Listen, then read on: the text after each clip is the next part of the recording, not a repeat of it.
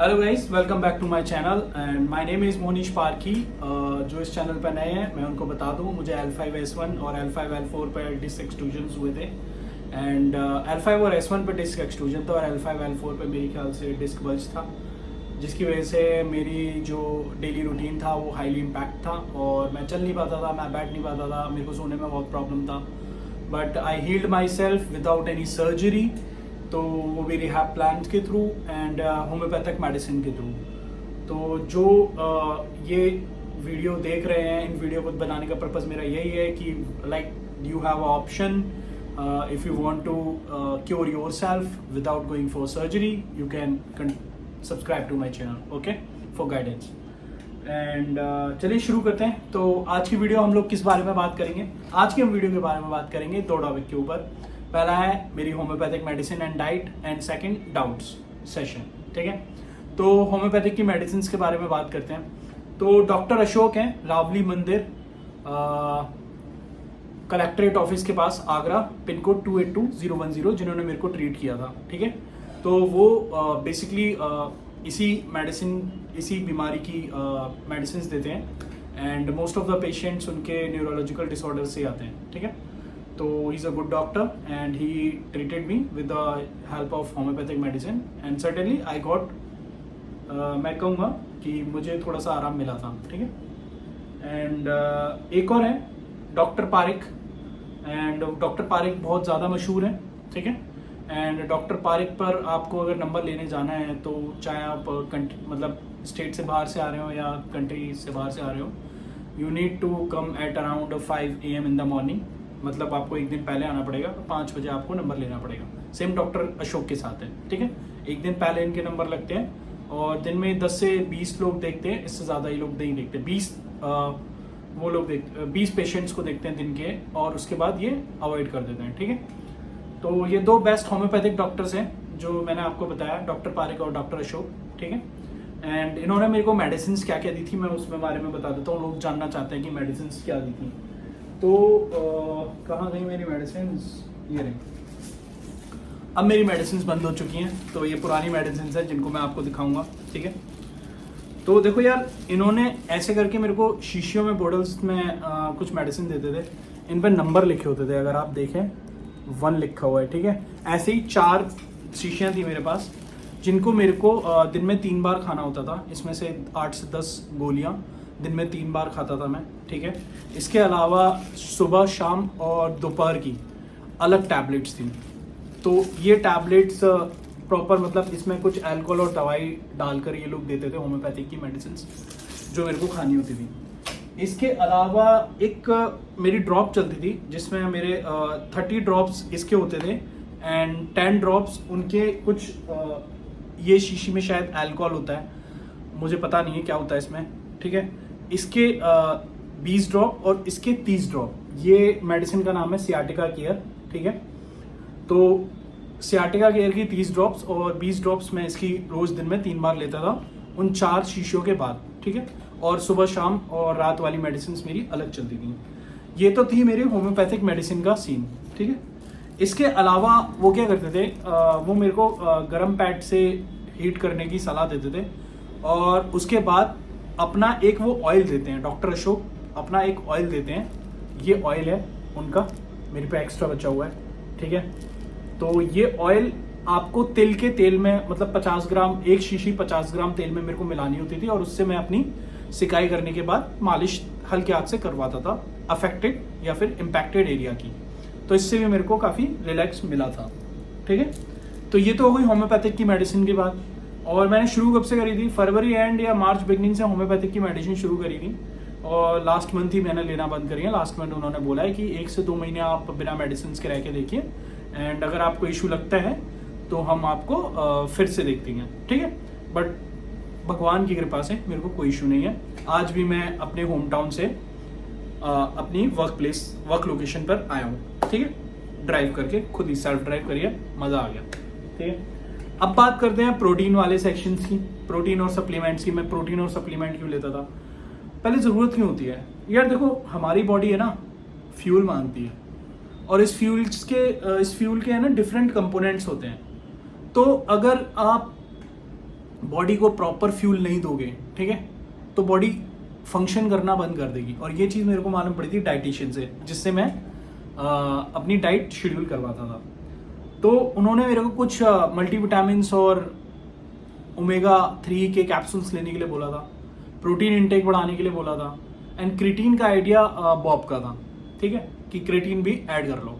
मैं ये चीज़ें तो ले ही रहा था, ठीक है।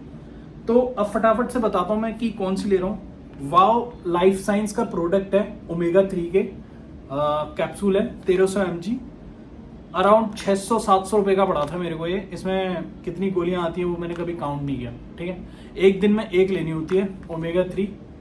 ओमेगा 3 किसके लिए हेल्प होता है? बालों के लिए भी बढ़िया होता है और आपके जॉइंट्स के लिए भी बढ़िया होता है, ठीक है। तो this is a good source. और जो फिश लेते हैं, जो फिश खाते हैं, उनको ऑलरेडी ओमेगा 3 मिल जाता होगा, जो रेगुलर बेसिस पे खाते हैं। जो रेगुलर बेसिस पे नहीं खाते हैं, please start taking this supplement omega 3, ठीक है। नेक्स्ट अब मैं बात करता हूँ मल्टीविटामिन्स की, ठीक है। तो भाई मैं देखता था सस्ती और अच्छी, मुझे मिली थी ये HK की मल्टीविटामिन्स, ठीक है। कुछ 500-600 रुपये का आता है और इसमें ये चल जाता है करीबन 1.5 महीने के आसपास डब्बा पूरा, ठीक है। तो मल्टीविटामिन्स की कमी मेरी पूरी इससे होती थी। इसके अलावा मैं डाइट अलग लेता था, ठीक है। देन बहुत लोग पूछते हैं कि मैं क्या कौन सा क्रिएटिन लेता था, ठीक है। तो भाई ये रहा क्रिएटिन मेरा, ऑप्टिमम न्यूट्रिशन ऑन क्रिएटिन, ठीक है। माइक्रोनाइज्ड क्रिएटिन है, ये पाउडर है, ठीक है। 3 ग्राम एक सर्विंग में, इसमें बहुत छोटी सी चम्मच निकलती है और एक सर्विंग हमें शाम को लेनी होती है प्रोटीन के साथ, ठीक है। और आप बोलते हैं कि प्रोटीन में कौन सा लेता था, तो भाई ये रहा मेरा प्रोटीन, वे प्रोटीन है, ठीक है। ऑप्टिमम न्यूट्रिशन वे प्रोटीन, ये बेस्ट प्रोटीन है। अराउंड 2200 रुपये का आता है 1 किलो का डब्बा, और मेरे को बहुत अच्छा लगता है ये प्रोटीन, आसानी से घुल जाता है, ठीक है, और टेस्ट भी सही है। मैंने मसल ब्लेज, क्या कॉम्बिनेशन, मसल ब्लेज है राइट, उसका भी ट्राई किया था, एंड GNC का भी ट्राई किया। They are not good protein, मेरे को अच्छे नहीं लगे वो, ठीक है। ऑन का मेरे को काफ़ी अच्छा लगा, ठीक है। तो ये हो गए अब मेरी होम्योपैथिक मेडिसिन की बात और मेरी डाइट की बात, कि मैं डाइट में अपने सप्लीमेंट्स में क्या क्या लेता था, ठीक है। अब बात करते हैं कि डाउट सेक्शंस की, जो सेकंड सेक्शन मैंने बात करी थी, करेक्ट। तो डाउट सेक्शन में एक भाई का क्वेश्चन आया था कि क्या सर मैं भाग सकता हूँ, can I do running? The answer is no, straightforward. Why? आपकी जो रीढ़ की हड्डी है ना, सपोज करो ये एक वर्टिब्रा है और ये एक वर्टिब्रा है, पूरे हाथ को मत समझना, केवल इस वाले पोर्शन को वर्टिब्रा समझना। ये वर्टिब्रा है और बीच में ये कुशन है, ठीक है। मेरा अंगूठा कुशन की तरह काम करता है। जब आप भागेंगे, देन आप सपोज करो आप भाग रहे हो, आपने एक पैर रखा, जंप मारा, ठीक है, आप ऐसे भागे, आपने भागते भागते क्या किया, तो आपकी जो वर्टिब्रा का मूवमेंट होगा ना, वो कैसे होगा, देखो ऐसे ऐसे ऐसे ऐसे, यही तो होगा, क्योंकि आप भाग रहे हो। तो इसका मतलब क्या हो रहा है, शॉक लग रहा है आपकी डिस्क पर आपकी डिस्क तो रप्चर्ड है, तभी तो डिस्क एक्सट्रूजन हुआ है ना, तभी तो डिस्क एक्सट्रूजन हुआ है, डिस्क में इशू है। और जब आप रनिंग करेंगे तो ये प्रॉब्लम को बढ़ा देगी, ठीक है। तो जब तक शांति बनाए रखें, जब तक आप इतना नहीं हो जाते कि आपको पेन गायब होना फील हो जाए, ठीक है। तो ये एक बहुत बेसिक सा फंडा था।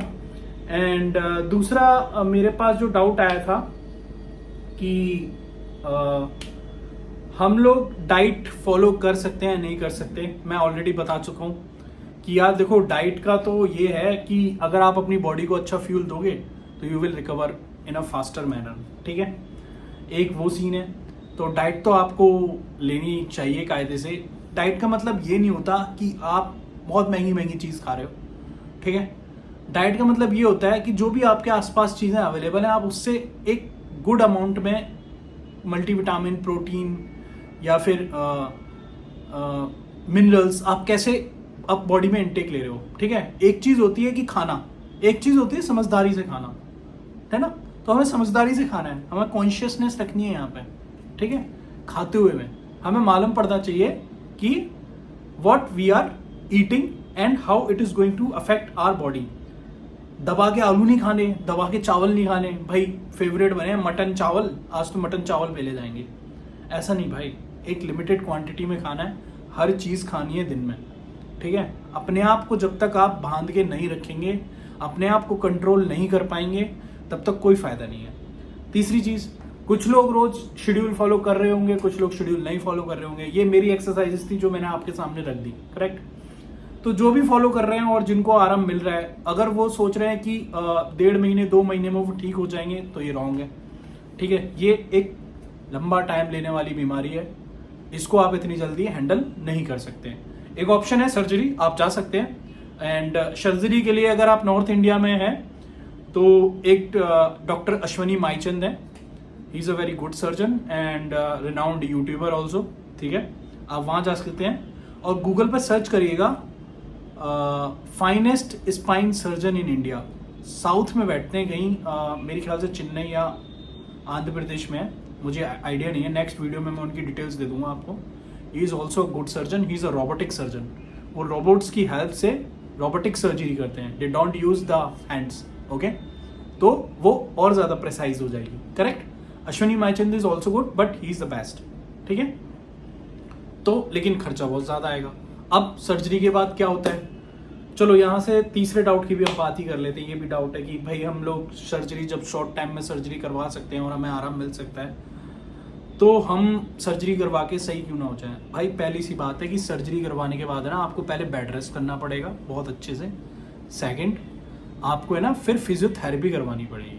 और इंडिया के फिजियोथेरेपी वालों के पास गिनी चुनी 10 एक्सरसाइजेज होती हैं, उन 10 एक्सरसाइजेज को ये बताते हैं और आपकी इंजरी के हिसाब से आपका प्लान नहीं बताते। वही एक पर्चा होता है इनके पास जिसमें ऊपर लिखा होता है 7,000, 8,000, 10,000 का पैकेज, जिसमें 10 सेशन देते हैं। और 10 सेशन में आपके 10 सेशन में आपके क्या बोलते हैं,